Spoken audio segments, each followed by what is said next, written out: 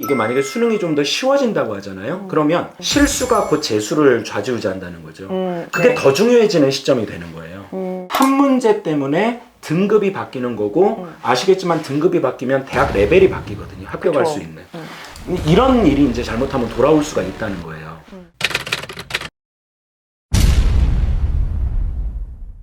그러면은 킬러 문항이라는 것을 네. 어쨌든 지금 배제를 하겠다라고 공식적으로 발표를 하긴 한 거니까 네. 그러면 학생들은 여기에 대해서 뭘 어떻게 해야 되는 걸까요? 저는 이제 학생들이 그러면 도대체 이 혼란스러운 시기 어떻게 해야 될 거냐라고 이제 생각을 해보면 변하지 않는 것들에 좀 집중을 했으면 좋겠어요. 자꾸 좀 변하는 변하지 않는 것들에 것? 대해서만 네. 논의를 하잖아요. 그러니까 지금 킬러 문제를 없앤다고 그랬지 난이도를 내린다, 준킬러를 늘리는 것도 아니다. 뭐 출제기법의 고도화 또 요즘 이제 이런 말들이 나오더라고요. 네네.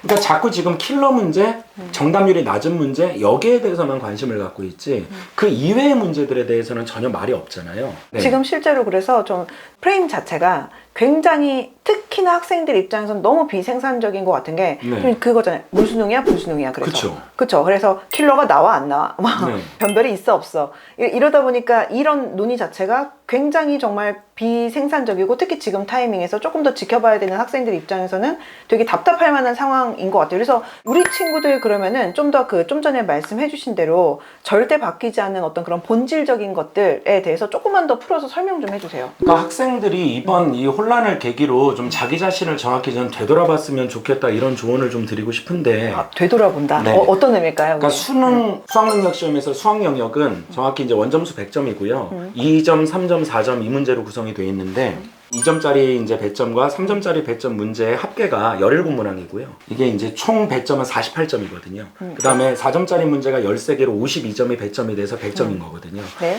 이 48점이 의외로 다 맞는 학생이 많이 없습니다.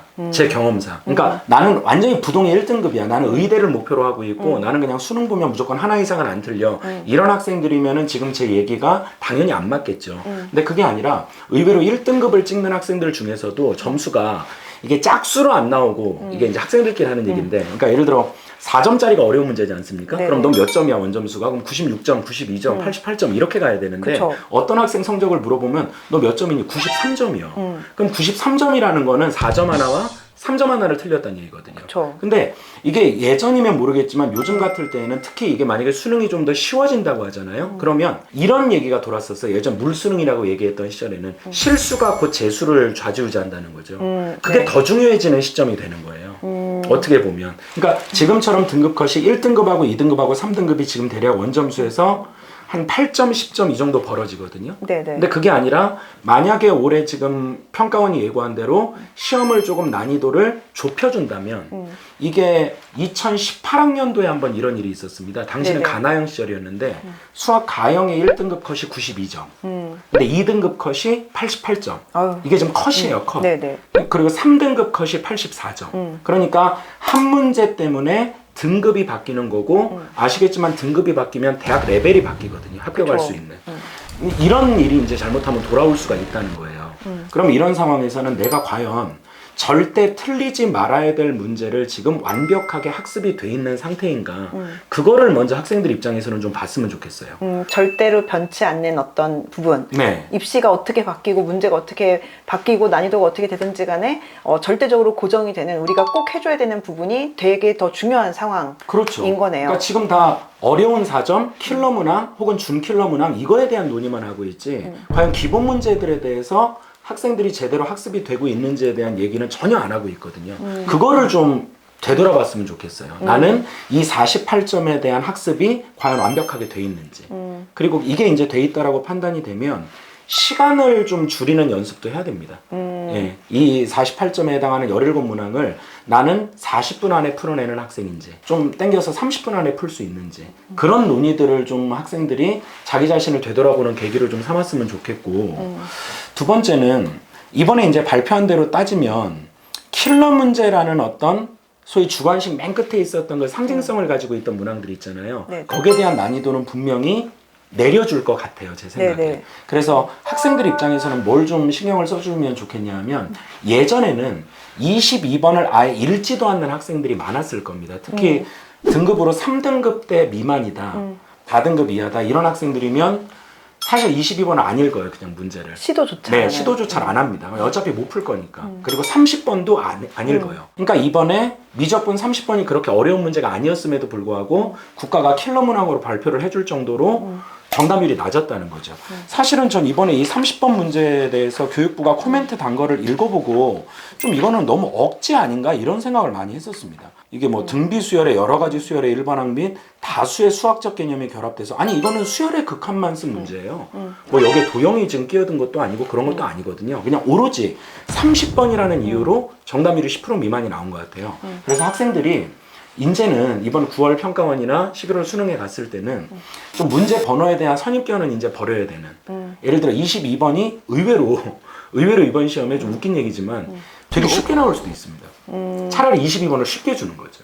그리고 더 체감적으로 확 느껴지고 네. 절대 킬러가 아니다. 이제 킬러가 없다라는 걸 좀 이렇게 광고를 해줘야 되니까 22번 문제가 사실상 난이도는 3점에 가까운 실제 이번 6월 평가원의 확률과 통계 선택 과목에 30번 문제가 실제 그런 식이었습니다.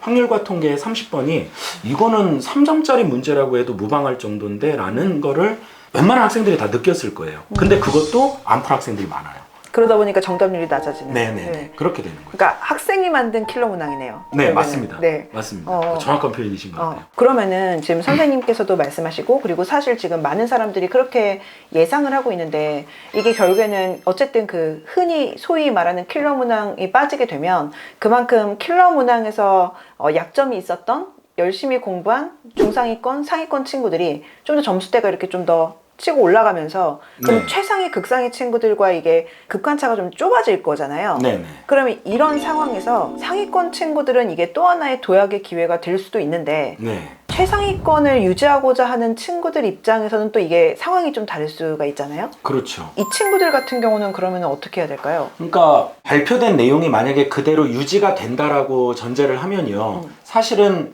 그동안에 1등급을 안정적으로 받아왔던 학생들 표준 점수로 발표하는 상황이기 때문에 정확한 원점수 추정이 안 되거든요. 근데 예상을 해보면 미적분 선택자 같은 경우는 1등급 컷이 80점 초반 정도로 보통 예상을 해요. 네. 근데 이런 정도 난이도의 시험에서도 나는 보통 96점을 받았다, 92점을 받았다라는 학생들은 사실은 굉장히 손해가 크죠. 이대로만 만약에 간다면. 이 학생들은 사실상은 더 이상 할 수 있는 게 없습니다.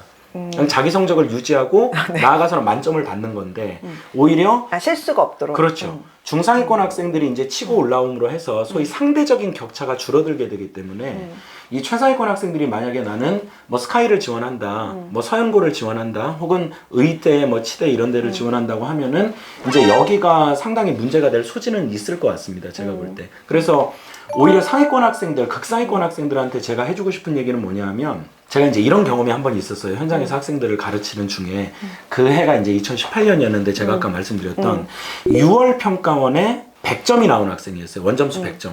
6월 평가원 수학을 봤는데 다 맞았습니다. 네. 9월 평가원에서 96점이 나왔어요. 네. 네. 근데 막상 수능을 봤는데 그의 수능이 제가 아까 설명드렸던 것처럼 1컷이 92점, 네네. 이 학생 이과였고 가형이었거든요. 92점, 88점, 84점 요런 시험이었는데 이 학생이 84점이 나왔어요. 어떡해. 네, 제가 이름은 뭐 얘기를 당연히 못 합니다만 근데 이 학생이 이제 결론은 재수를 했고 재수하고 이제 다시 공부를 해서 결론은 그렇게 입시 결과가 좋지는 않았었습니다. 근데 이 학생하고 이제 완전히 입시가 끝나고 제가 한번 얘기할 기회가 있었는데 소위 얘기하는 전형적인 상위권 학생이었어요. 네. 공부 열심히 하고 자사고 다니는 학생이었고 이과에서도 굉장히 수학을 좀 잘한다라고 애들끼리 얘기하는 별명이 수신. 다 끝난 얘기니까 왜 너는 내가 봐도 수학을 잘하는 학생인데 그랬던 거 같니? 성적이 왜 이렇게 안 나왔던 거 아니라고 하니까 시험장에 갔는데 문제를 풀다가 자기가 생각하지 않은 데에서 걸리더라는 거예요, 문제가. 그때도 킬러가 있었거든요. 근데 그때는 진짜 킬러가 30번 하나, 뭐 21번, 30번 두 개, 뭐 이런 식이었으니까 거기까지 가는 동안은 걸리면 안 되는 거예요, 이 학생은.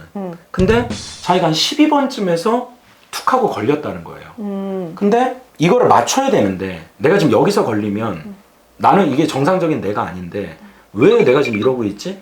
그래서 평상시 같으면 이거를 딴 거 풀고 와서 다시 풀었을 텐데 자기가 그거를 잡고 있었대요. 지금 여기서 이게 안 되면은 이 시험은 끝난 거다. 그러니까 이게 시험장의 속성일 수도 있는 것 같아요. 그러니까 당황한 거죠. 아, 내가 지금 여기서 걸리면 안 되는데. 근데 또 이게 본인 설명으로는 나올 듯 말 듯 했대요. 저는 오히려 이게 만약에 시험이 쉬워지잖아요. 네네. 그러면 극상위권 학생들은 이런 문제도 발생할 수 있다는 걸 인지한 상태에서 더 고삐를 조였으면 좋겠어요. 멘탈 관리. 예. 그러니까 극상위권은 정말 이게 슬픈 얘기지만 이번에는 다 맞아야 본전이에요. 만약에 이대로 간다면. 이게 이제 이대로 안 가고 국가에서는 킬러 문항이라고 안 했지만 실은 또 뚜껑 열어보니까 킬러 문항이다. 이러면 뭐 똑같이 가겠죠. 그쵸. 근데 그게 아니라 정말 이번에 발표를 신경 써서 이 어려운 문제들에 대한 난이도를 극도로 낮춰버린다면 지금 현재 잘해오고 있던 학생들은 여기서 실수하는 순간 난리가 나는 겁니다. 그렇죠. 그러면 오히려 그것도 멘탈 관리고 지금 남은 시점이 얼마 안 된 상태에서는 굉장히 중요한 공부 방법이거든요. 그래서 자만하지 않았으면 좋겠고 공부를 하는 데 있어서 이제 어차피 나는 뭐 다 할 거 했으니까 그냥 편하게 시험장 가겠다. 오히려 그런 문제가 그런 생각이 시험장 가서 문제를 일으킬 수 있다는 거죠. 네. 그리고 이제 극상위권 학생들 같은 경우나 상위권이라고 본인이 생각하면 내가 알고 있는 어떤 패턴, 기술 그런 적인 측면을 써서 공부를 했을 가능성이 높거든요. 근데 그거보다는 조금 그러니까 이제 소위 시쳇말로 학생들끼리 농담처럼 얘기하는 눈높이 수학 스타일. 그러니까 계산 연습도 네. 이게 잘못하면 수능이 역대 기조를 보면 계산을 굉장히 복잡하게 내서 변별력을 가르는 경우도 있었어요.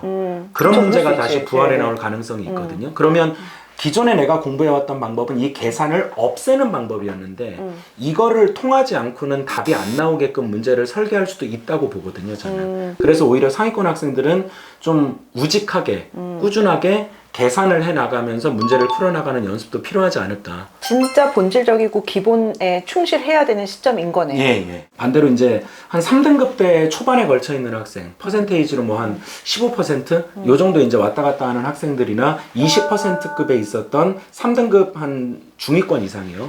요 학생들은 굉장히 좋은 기회가 될 수도 있습니다. 제가 생각할 때는. 그래서 어떤 네. 의미에서 보면 현역들 입장에서나 네. 그러니까 재수생에 비해 상대적으로 공부량이 많지 않고 이런 어떤 어둠의 어떤 방법을 그쵸. 몰랐던 학생이나 네. 이런 친구들한테는 조금 더 어떤 의미에서 보면 기회가 될 수 있을 것 같기도 하고 네네. 대신에 이제 열심히 그런 최근의 추세에 맞춰갖고 공부했던 친구들 같은 경우는 지금 이러한 어떤 흘러가는 방향을 바탕으로 좀 더 멘탈 관리도 하고 네. 그 다음에 절대 틀리면 안 되는 문제들을 좀 더 꼼꼼하게 보면서 좀 정리를 할 필요가 예. 있겠네요.